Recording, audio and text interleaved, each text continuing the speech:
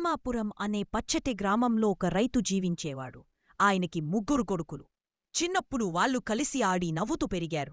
కాని పెద్దవుతున్న కొద్దీ వాళ్ల మధ్య కలహాలు మొదలయ్యాయి. ఒక్కొక్కరితో ఒక్కొక్క మాట, ఒప్పుకోలేని వాదనలు, మరియు విడాకుల దారి. తండ్రి ఇదంతా చూస్తూ బాధపడేవాడు. ఎప్పటికైనా కలిసే ఉండమని చెప్పేవాడు. కాని వాళ్లలో మార్పు మాత్రం రావడంలేదు. ఒకరోజు తండ్రి ఒక ఉపాయం ఆలోచించాడు. తండ్రి కొడుకులను పిలిచాడు. కొన్ని పుల్లలు తెప్పించి గట్టిగా కట్ట కట్టమన్నాడు. మొదట పెద్ద కొడుకుతో అన్నాడు, ఈ పుల్లల కట్టను విరిచిచూడు.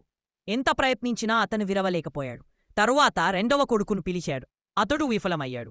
చివరగా మూడవ కొడుకును పిలిచాడు. అతనికి ఆ కట్టను విరగడం సాధ్యపడలేదు. తండ్రి ముసుకపోయిన చిరునవ్వుతో పుల్లల కట్టను విప్పాడు. ఒక్కొక్క పుల్లను విడిగా ఇచ్చి, ఇప్పుడు విరిచి చూడండి. వాళ్ళంతా అవలీలగా విరవగలిగారు.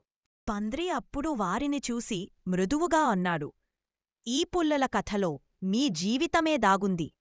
కలిసుండగా ఎవ్వరూ మీకు ఏమీ చెయ్యలేరు. కాని విడివిడిగా ఉంటే బలహీనులవుతారు. ఐక్యతే శక్తి బాగోయ్. కొడుకులు తండ్రి మాటలు విని తలదించి అన్నారే, నన్నా, ఇకపై మేము కలిసే ఉంటాం, ఎప్పుడూ కలహించాం. ఆ రోజునుంచి వాళ్ళు కలిసి పనిచేశారు, కలిసి జీవించారు. ఒక కుటుంబం, ఒక ఐక్యం, ఒక శక్తి. చివరగా తెరపై చూపించవచ్చు, ఐక్యతే శక్తి, కలహమే బలహీనత.